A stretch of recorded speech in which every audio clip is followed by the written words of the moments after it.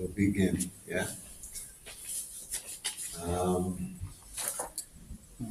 Mantra. Start with a mantra.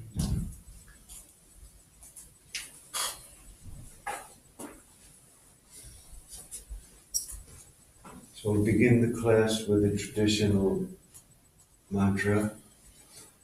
This is a fairly well-known one. It's a little long. I'll recite it. Some of you may know it. If you know it, you can recite it with me. I'm going to translate it so that you know the meaning of it. And then we'll begin the class. So this mantra goes, Om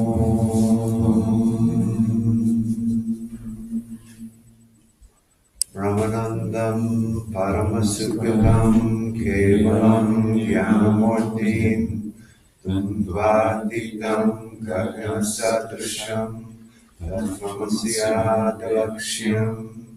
Ekam Nityam Vimalachalam Sarvati Sakshibhutam Bhavatitam Trigunarahitam Satguru Tam Namami. Om Shanti Shanti Shanti. Om Brahmanandam. Om, that absolute Anandam, bliss. Paramasukadam, the giver of supreme happiness. Om Brahmanandam Paramasukadam Kevalam Jnanamurti. It is alone. It is in the form of knowledge, Jnanamurti. Dundvatitam, it is beyond all opposites. Gaganasadrisham, it is like space. Om Brahmanandam Paramasukadam Kevalam Jnanamurti Dundvatitam Gaganasadrisham. Tattvamasi Dalakshyam, it is the essence of the sentence, you are that. Tattvamasya Dilakshyam, Ayakam, it is one. Ayakam Nityam, it is eternal. Vimala, it has no defects. Achalam, it never changes. Vimalachalam. Sarvadi Sakshibhutam, it is the witness of the intellect of all beings. Sarvadi Sakshibhutam Bhavatitam, it is beyond all feelings and existences. Bhavatitam Trigunarahitam, it has no gunas. Trigunarahitam Satguru Tam Namami. Tam Namami, to that Guru. That's the real Guru. He's not some guy sitting in front of you with a beard. He's that reality. The Guru is that. Guru Brahma, Guru Vishnu, Guru Deva Maheshwara, Guru Sakshat Parabrahma. The Guru is that supreme reality that has that description. It's a very beautiful mantra. It has the whole essence. You could give probably a workshop just on that. But anyway, that's the essence of Vedanta. That's who the Guru really is. He's your own self. He's the witness of your intellect. That's the Guru. He's inside you as your own self. The Guru never leaves you because Guru is Atma. That's the real meaning of who the Guru is in Vedanta.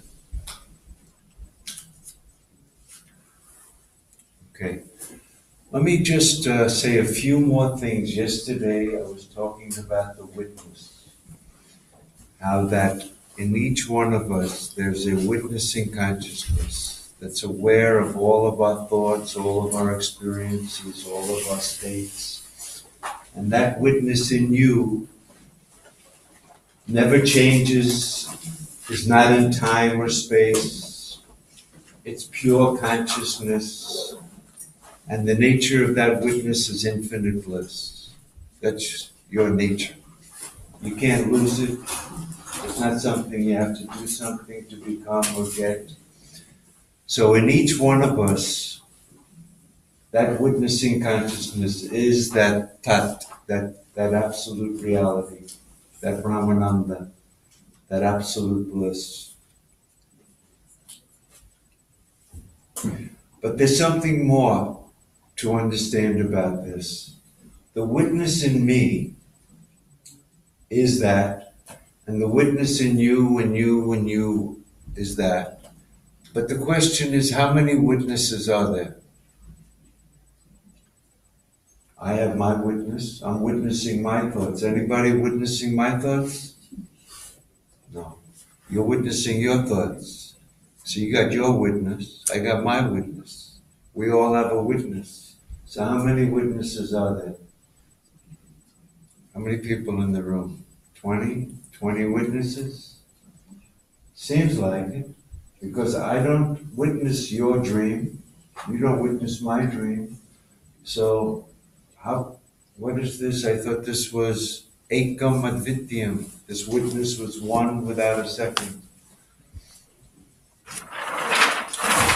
In order to understand this, in that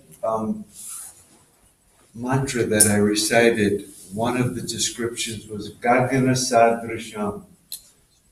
This reality is Gagana. Gagana means space. Sadrisham means like. This witness is like space. So how many spaces are there? One. Yeah? Well, space, generally speaking, we think of space as unending, infinite, indivisible space. Space is one. All the things supposedly exist in space, and space is one. And so just like space, which is unending, unchanging, indivisible, that self in you is just like space. It can't be cut, you can't burn space, you can't affect it in any way. Things move in space, but space doesn't move. So the self is, if you want to think of something in the world that is like the self, in a certain sense, it's kind of like space. And there's only one space. So how is it that there's only one witness like space? Because it seems as though I'm my witness and you're your witness, and we all have different witnesses. So it seems like there's a plurality of witnesses. And here's how it's to be understood. There's one space. Suppose I take a cup, and then I take a bigger cup. So I have two cups. So in this cup, there's cup space, right? You say, oh, the space inside the cup? How big is that space? Oh, it's very little, it's a little space. And this space is, oh, that's a big space in there. So there's two spaces, little space and big space. And how about this? The little space, I'm going to move it over here. So the space is moving, and you could even say, if you look in the cup, if there's smoke in there, you go, boy, the space in there is dirty, is smoky. So we have two different spaces. The spaces are able to move. They're each different from each other. Why is that? How is that? And the reason is, it's not because of space. It's because of the cups.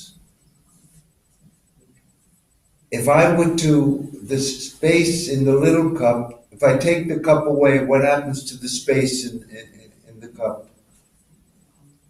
It's just one with the big space.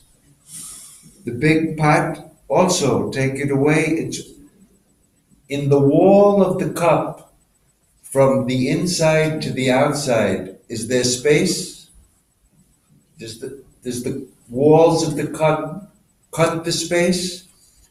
It's homogeneous. It's indivisible. But we speak of it like that because of the limiting adjunct, the thing that seems to limit the space even though it doesn't, but seems to, That's called the limiting adjunct. Something that seems to contract the infinite space, something that seems to limit the infinite self, is called in Sanskrit an upadhi, a false limitation on the thing. The witness of my mind is like the space in this cup.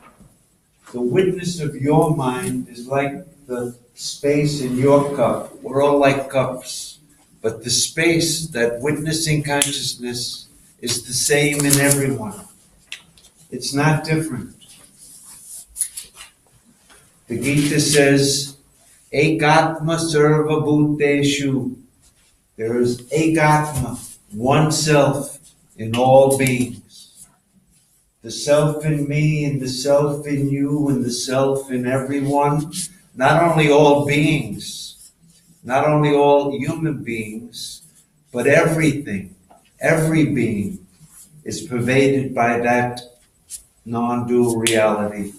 The cups and the mountains and the rivers and the sun, and every single thing, every single person, every single being is pervaded by that consciousness. It's the essence of us all, and it's only one. But it seems to be many because of the limiting adjuncts. I am that self associated with this body, mind, senses, and ego. That's my cup. So I'm different from you because you have your own body, mind, senses, and ego. And we all have different stories about this body, mind, senses, and ego.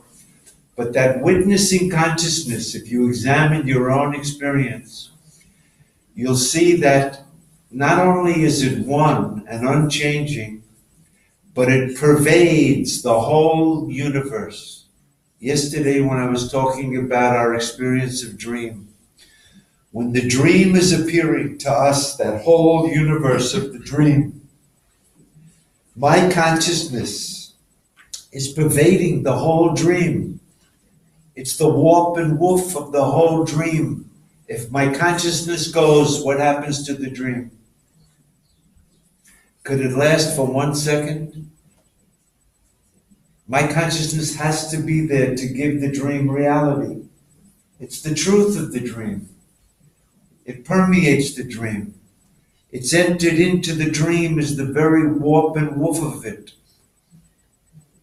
By the way, to enter in Sanskrit, the root is called vish.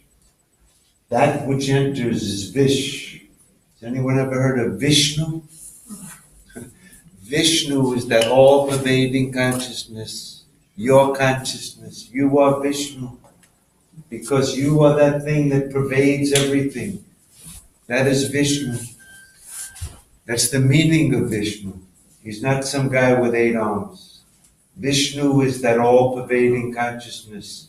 That's your true nature. You are Vishnu.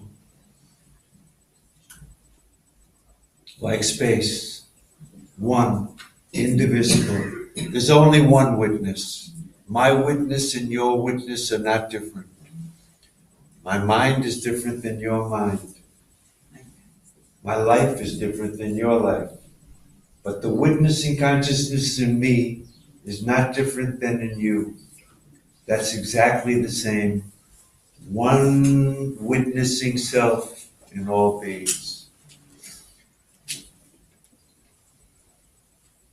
The Gita says, he who sees himself in all beings, and all beings in himself, he is wise amongst men. He who sees himself in all beings, when he looks at anybody, he sees himself. He who sees, take a look at the dream. All those beings, they exist in me. He who sees himself in all those beings, he pervades every one of them. He's in them as their very warp and woof. The essence of all of them is that consciousness that pervades the whole dream, that gives the dream existence, that gives the dream being, that allows the dream to even appear.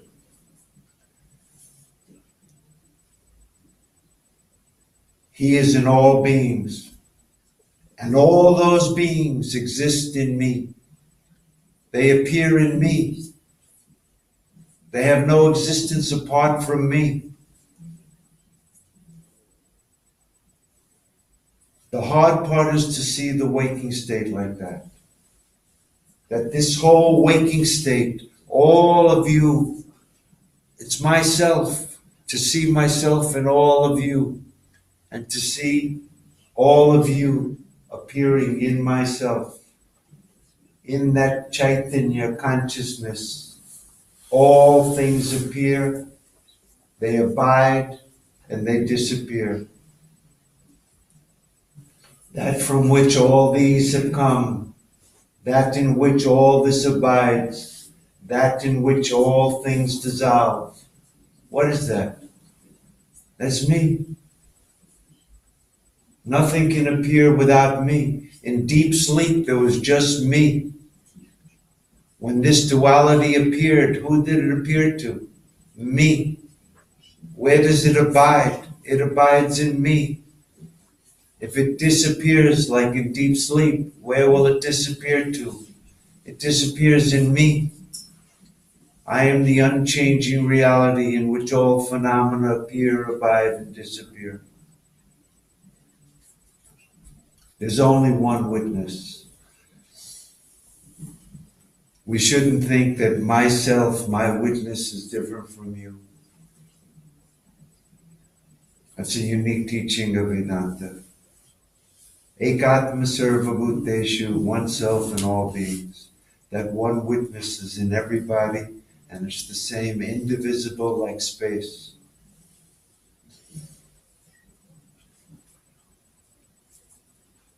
So what I thought was, this is a short class, and I thought that maybe we would begin by this introduction that I gave you was just talking.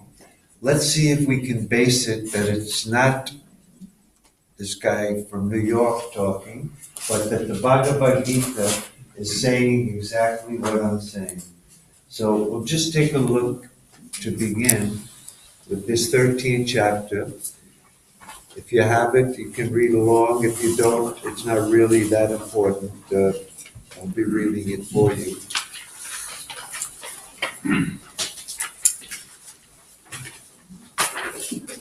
Maybe I should say a few words about the Bhagavad Gita. Yesterday I said briefly that the Bhagavad Gita is not a theological text. It's not like the Bible, the Torah, the Quran, or anything like that. It's a philosophical text. It's a text that is trying to determine what exactly is truth, what is reality, what is wisdom, philosophy. So, in order to study Vedanta, there are three sets of literature that people study. If you really want to study Vedanta. And that consists of three different approaches to Vedanta. And one is called the Upanishads. That's the very basis of Vedanta, the Upanishads. The very word Upanishad, Upanishad, Upa, it brings us near to that witness. Ni, it makes it absolutely clear.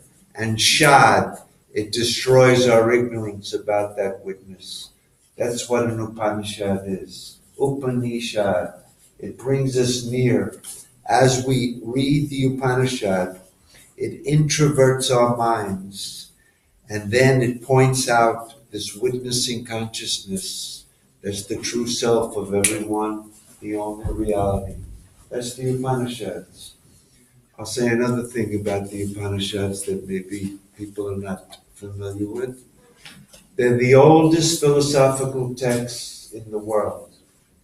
Nothing precedes it.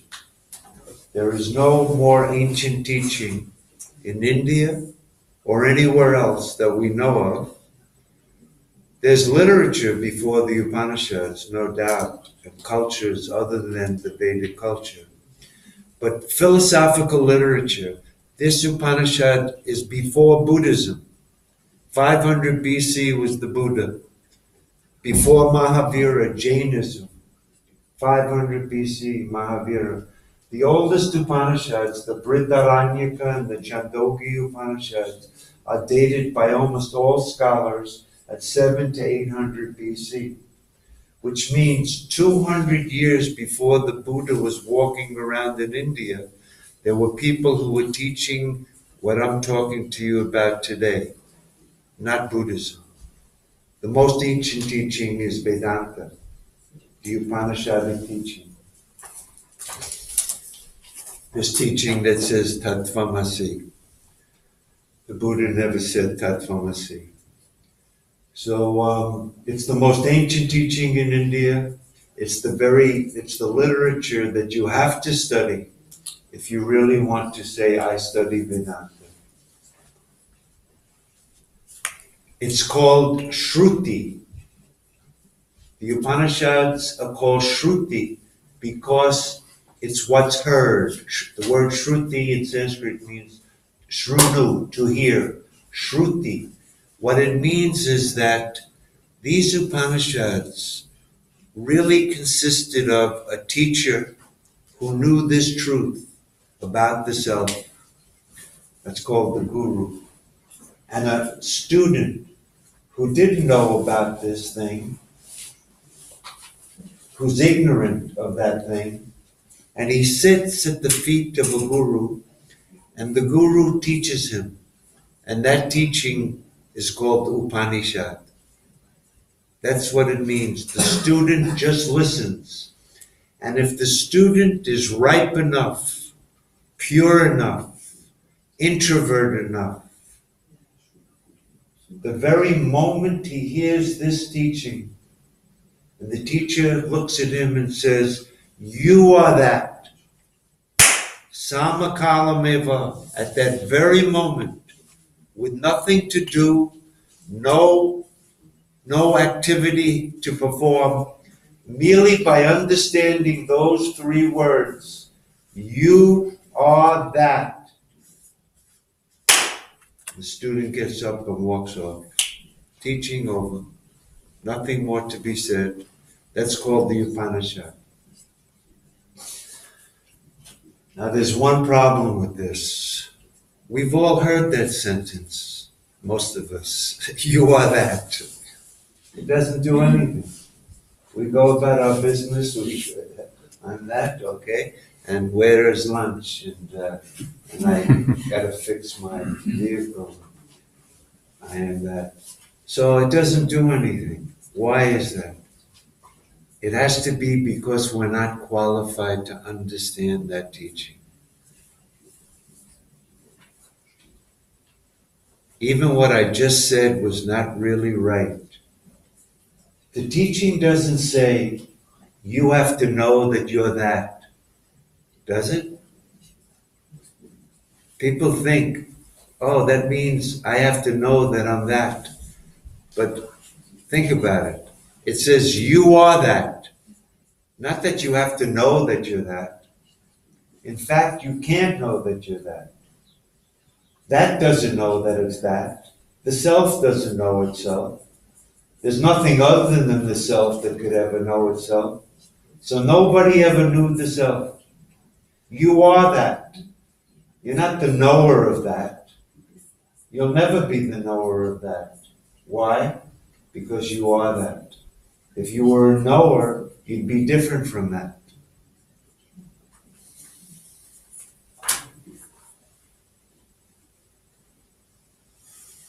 We're not qualified to know this truth. So what does it mean? What does it mean to be qualified to know this truth? This self, this witnessing consciousness that I said is in each and every one of you, is the most in. It's the most in. The body, the world is out from me, and then my body is closer to me, My senses seem to be in the body. My mind seems to be even more in. My intellect seems to be even more subtle than my mind. And even more in than that is the ego, the I, that really inner me. Well, even more in than that, the most in, is that witnessing consciousness that even objectifies the ego. It's the most in.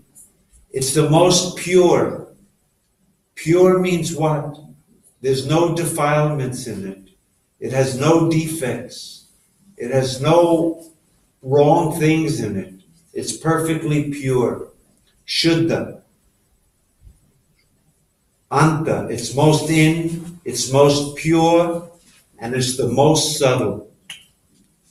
You can't see this with your eyes.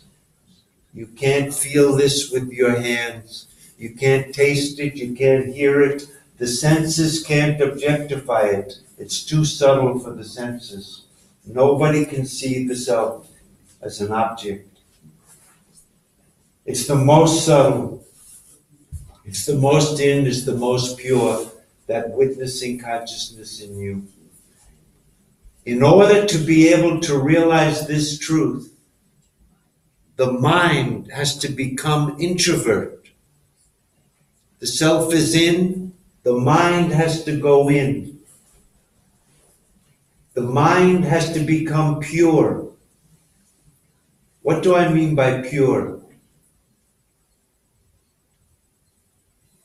It doesn't mean that you shouldn't think bad thoughts, then your mind is. An impure mind is a mind that's extrovert. That's all that it means. When the mind is on the world, then the world is ceaselessly changing, and that mind that's on the world is changing along with it. It's called the monkey mind. You're onto this, you're onto this, you're onto this. I like this, I don't like this, I want to get that, I'm not going to do this. This is the extrovert mind. In a million years, this mind can never know the self. That witness in you is so far away, so unknowable, so ungraspable, as long as the mind is extrovert. The moment the mind turns in, and by the way, that's what I mean by a pure mind. When the mind is on the self, that unchanging witness, it becomes ekagrata, one-pointed. It's not jumping around from this to that. That inward turn, then the mind is called introvert. Antarmukhi, looking inside. We have to find, even though the self is like space, it's everywhere. There's no place. The self is over there, the self is in the sky, the self is everywhere. But if you want to realize it, you have to realize it in your own self. That's the place to realize it. As long as you're looking out, you won't realize it. So the mind has to become introvert, pure, and extremely subtle, just like the self, which is the most in, the most pure, the most subtle. That type of mind that is introvert, pure, and subtle, when the teacher says to that student who's developed a mind like that, Tattvamasi, you are that witness. At the very moment of hearing that teaching, doing nothing, he realizes, Aham Brahmasmi, I am Brahman. I am not this Sukhi Dukhi Samsari. I am not this body that was born, is getting old, is getting sick, and is going to die. I have no pain, I have no fear, I have no desires, I have no limitations. I am eternally free.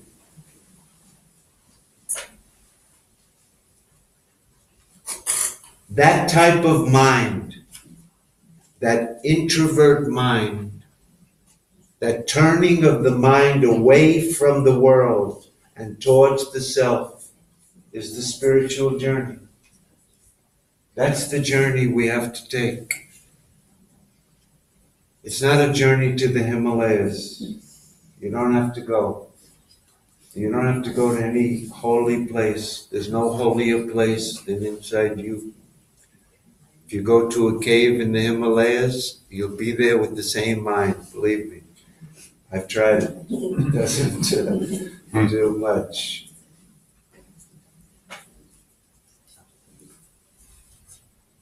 This is the spiritualizing of the mind. This is what spiritual life is about. I'll speak about this at length, but this inward turn of the mind is what's required. That's called sadhana. That's the spiritual sadhana that's required of us. To turn away from the objects of desire, the things that we're running after, thinking that that'll make me happy, that'll make me happy. This is not going to make me happy. I'm going to avoid that. And we're running after what we like, and we're trying to avoid what we dislike. It's natural for everybody. But we never really get what we like, which is unending happiness. And we never really can avoid what we don't like, which is pain, suffering, and fear. You can't avoid it. As long as you're this, you must suffer. As long as you're this, you will be looking for happiness outside, unable to find it. So this is called sadhana. And the one text that teaches the sadhana of Vedanta is called the Bhagavad Gita, this book. This is the handbook. Anyone ever hear of the Boy Scouts? I know in America it's big, it may be Germany probably. So they have a handbook, they give it out to you, and it tells you all the things to be a good Boy Scout, how to tie knots, how to row a canoe, and it's the handbook. This is the handbook, the practical life. Sitting at the feet of a guru and hearing this teaching and then walking away with nothing is because we haven't prepared ourselves. We haven't made ourselves fit enough. We're not adhikaris. In Sanskrit, it's a big word, adhikari. That this teaching is not for every Tom, Dick, and Harry. You can't just walk off the street here, hear Tattvamasi, and walk out and whistle away. It'll be of no value. So what's required is a course of discipline that will take your mind and purify it and turn it towards that ultimate reality. Let me say one other thing about this. Everybody here, I said, and I'm encouraging anyone, if I say anything that is against your experience, just raise your hand so I'll know that I'm confusing somebody. Everybody here thinks I am this. I'm sitting on a chair, I live in wherever I live, and this is who I am. I am this, and this is my country, my politics, my president, my wife, my money, especially my money and my wife. Sometimes my children. So this is the my and the I. That's in Vedanta called ignorance. In Sanskrit, the word is avidya. We're here at Yoga Vidya. Yoga Vidya, the knowledge of yoga. Vidya means knowledge. When there's no knowledge, in Sanskrit, that's called avidya. Absence of knowledge about your true self is called avidya. I am the witness, but I take myself to be the witnessed. I am the knower, but I take myself to be the known. I am the experiencer, but I take myself to be the experienced. I am the subject, and I take myself to be the object. This mixing up of the self and the not self, the subject and the object, the knower and the known, is called avidya. I am the witness always, even when I say I am fat, I am thin. The witness is not fat or thin. When I say I am happy or sad, the witness is not happy or sad. All of the objects that I superimpose on myself out of my ignorance is the cause of my suffering. Because I don't know that I am infinite bliss, that I am everything that I've been seeking, freedom, happiness, immortality. That's my eternal nature. But because of ignorance, I am this and this is mine. I've mixed up myself with the not-self. And I've mixed up the not-self with the self. That self is pure consciousness. And that's the only consciousness that there is. Look at the dream. The whole dream appears in my consciousness. In the dream, how many consciousnesses are there? There's only one consciousness there lighting up the whole dream. In the dream, there's a lot of people, yeah? And they all look conscious. You're talking to your friend. You see your friend, I'm conscious in the dream, and my friend's looking at me, he's conscious. And the tiger is looking at both of us. He's definitely conscious. But as soon as I wake up, I see all of those people in the dream. They had no consciousness. I was the only consciousness there. There's just one consciousness.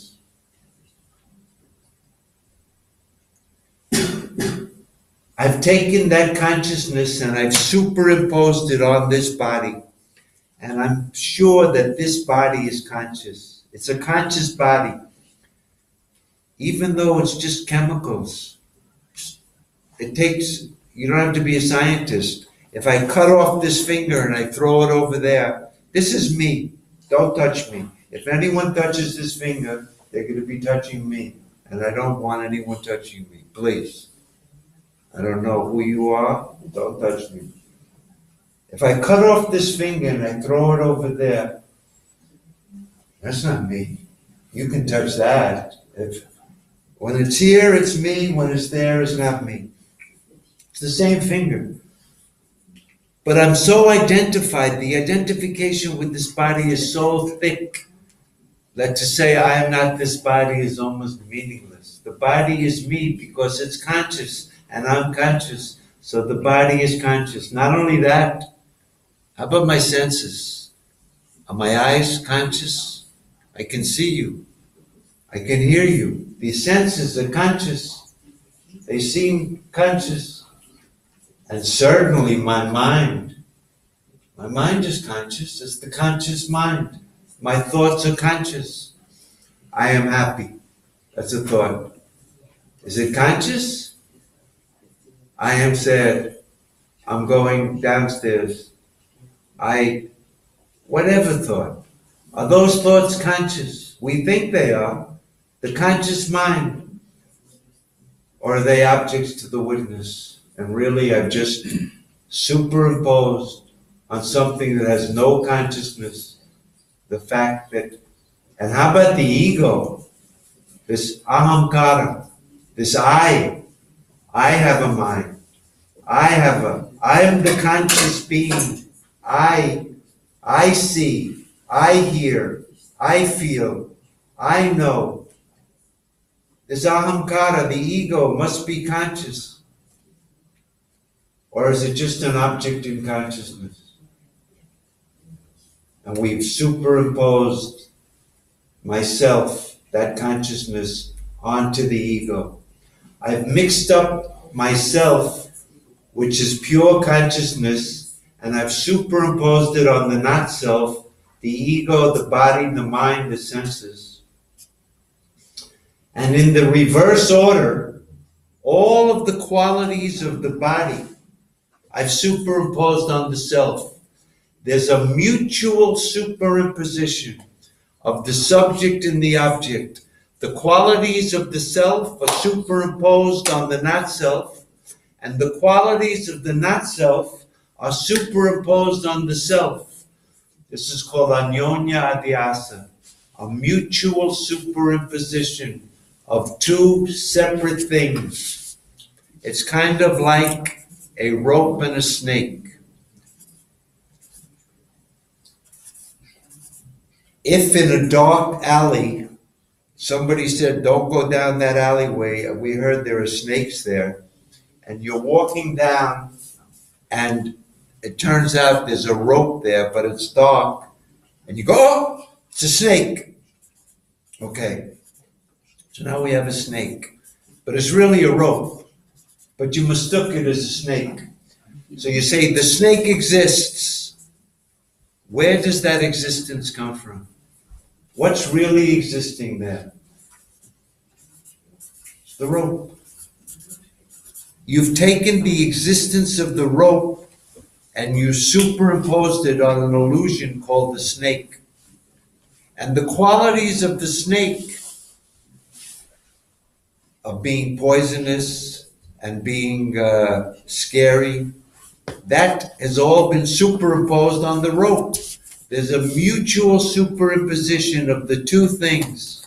And until I discriminate, oh, the snake is just an illusion.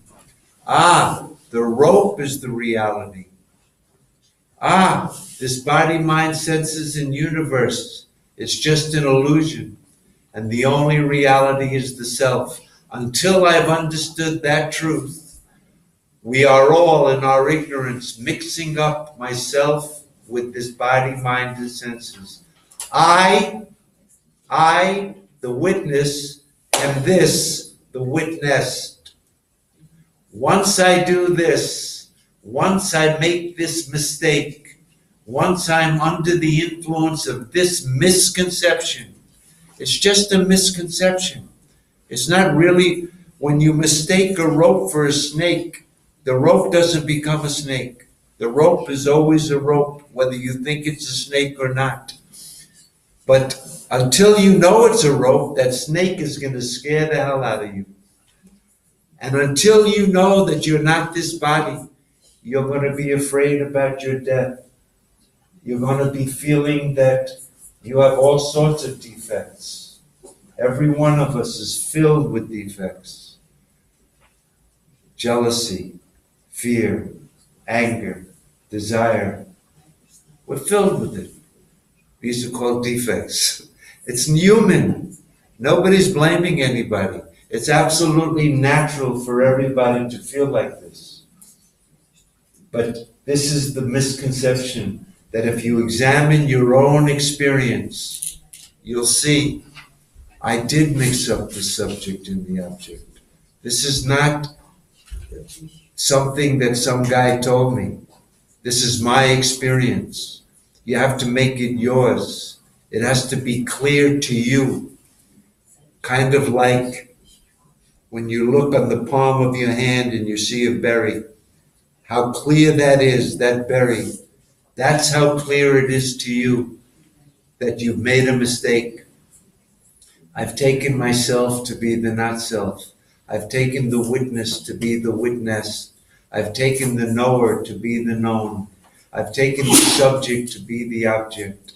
This mixing up of the self and the not self is called avidya, ignorance, and it's the cause of all of our suffering. It's the cause of samsara. There's no other cause except this misconception. And the whole purpose of Vedanta, the whole purpose of this teaching is to remove that misconception. Once it's removed, there's nothing more to be done.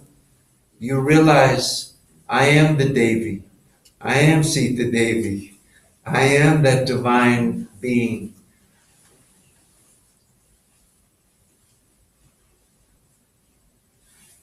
So the Bhagavad Gita teaches us how to introvert our minds and realize this truth. Let me say one more thing about this. We're all in ignorance, especially me, the speaker right here now.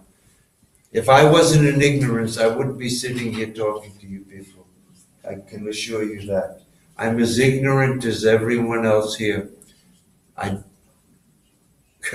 I am not enlightened. I'm not a guru. I'm just like everyone else here. And my experience is not different than yours. So anything that I say, you'll only have to be able to take it not on the authority that I know something and you guys don't, but that my experience is the same as yours. And so that if what I'm saying has any validity, the only way to know it is if you check your own experience and see, is it really the case? Is it really true what this guy is talking about?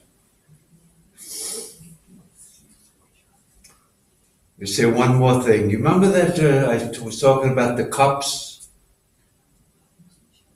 When the space is limited by the cup, it becomes little space. Yeah? Now, compared to that little space, how much bigger is the infinite space? It's pretty big. There's no comparison. This is limited, that's infinite. Even though the space is never limited, space is always indivisible, but because I've associated it with the cup, it seems as though the space is little. In my ignorance, I've taken myself to be this. Myself is this. And in relation to this, that witness is called God. That witness is Vishnu, the Supreme Being. That is God, and I am a jiva. Jiva means a limited living being. Because I've taken myself to be the body, I'm a living being. If I had no body, mind, or senses, I wouldn't be a jiva. But everyone feels that I have a body, mind, and senses. I am a living being. I was born, I'm getting old, I'm getting sick, and I'm going to die. That's called the jiva. And in relation to this limited jiva, that I don't know, because as long as I take myself to be a jiva, I don't know the Supreme Being. But that Supreme Being, as long as I take myself to be the cup space, I don't know the infinite space. That infinite space is God in relation to the cup space. That witnessing consciousness is God. Why is it called God? That witness, there's nothing that appears that doesn't appear to the witness.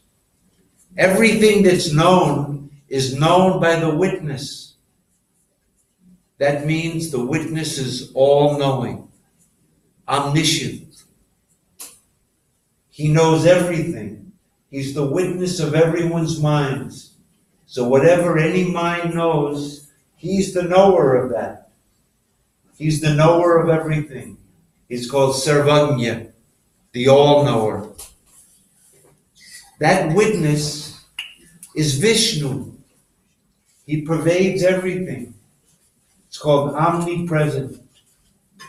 Omniscient, omnipresent. Look at the dream, that whole dream universe. What's upholding it? What allows it to exist? What supports the whole thing? My awareness. I am all-powerful, Sarva Shakti. It's called omnipotent, omniscient, omnipresent, omnipotent. Sound like God? As long as I'm an individual, the self is known as God. But that God who's the witnessing consciousness is me. He's my own self. But in my ignorance, when I take myself to be this, then I'm a jiva, and my true self is called Paramatma. I'm Atma, I'm an individual self, a jiva, and the witness is called Paramatma, the Supreme Self. And we have to turn and towards the Supreme Self. That self that exists in all beings. So the Gita, when Krishna says, turn to me, Arjuna, come to me, think about me, have your mind on me, become my bhakta, become my bhakti. He's only, when he says the word me in the Gita, you immediately have to think of I. In the Gita, me means I, the real I. Who's Krishna? Is he a guy, a blue guy with a flute? I'm going to tell you who Krishna is right now. I'm going to end this class.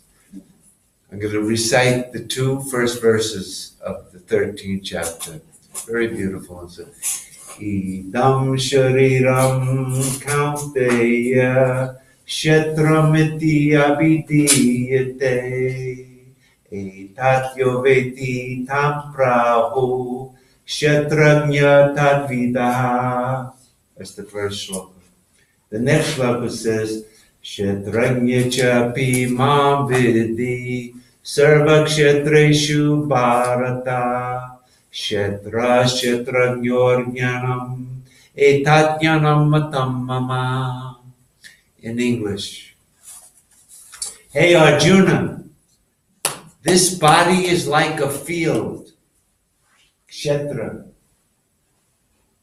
and he who knows the field, the kshetra, this body is a kshetra, and he who knows it is called the knower of the field, the kshetrajna, the knower of the field. Hey Arjuna, this body is like a field, and he who knows it is called the knower of the field. That's the witness, by the way. Tadvidahu, for those people who know it. That's a little trick at the end of that shloka. For those who know it. We don't know it. Only the wise people know this, that there's a witness for this body. So that's the first verse of the 13th chapter. Hey Arjuna, this body is a field, and that knower of the field, and let me just continue. It's not only this body, we're going to see in the chapter, this body, the mind, the senses, the intellect, the ego, all of it is kshetra. It's all field. And you're the kshetrajna, he who knows it. That which knows the ego, the intellect, the senses, the mind, the body. He who knows that is called the knower of the field, the witness. And the next verse says this, Kshetrajna chapi mam vidhi. That kshetrajna, that witness in you, mam vidhi, know that to be me. The witness in you is Krishna. That's the Krishna. He's not somewhere up in heaven watching us. He's the witness in you is Krishna. That's the Vishnu, the true pervader of everything, that all-pervading consciousness. That's Krishna. That's what Krishna says. Kshetrajna chapi mam vidhi. Know me to be the kshetrajna. Sarva kshetreshu, in all the bodies. In every kshetra, I am the kshetrajna. I am the witness in all of us. I'm that same Atma in all the beings, Arjuna. That's Krishna. The word Krishna itself is a very beautiful word. It has many meanings, but one of them means Krish. Krish means the universe. It actually means the earth, but it means the universe, everything. And Na, that which is not of the universe is Krishna. That's the real meaning of Krishna. that which has never come down, Achyuta. Krishna is that witnessing consciousness that is unattached, unaffected, ever the same, beyond time and space, infinite bliss, pure consciousness, that Kshetranya, the knower of the field in you, is him. That's the Krishna of the Gita. It's not a theological belief. It's not a mystical experience. It's ever present. The Upanishad says, Priti Bodha Viditam Matam. It is known with every thought that Krishna is there lighting it up. You can't think Krishna away because he's your own self. Kshetranya chapi mam vidi. Know me to be the witness in all of the bodies. And then the next line says, Kshetra Kshetranyor Jnanam. This knowledge, Jnanam, of what is the Kshetra, the body, and who's the Kshetranya, the witness. Kshetra Kshetranyor Jnanam, that knowledge I consider to be the knowledge. There's no other knowledge than this. What is the self? What is the not self? Who is the witness and who is the witness? That's the knowledge we have to get. This is the Bhagavad Gita. That God is the witness in every being. You can experience him directly as your own self, right here, right now. That's Paramatma. That's your true self. That's the God, as long as you take yourself to be a jiva. 9 o'clock, we'll end it with a mantra. This is Purnamada. Om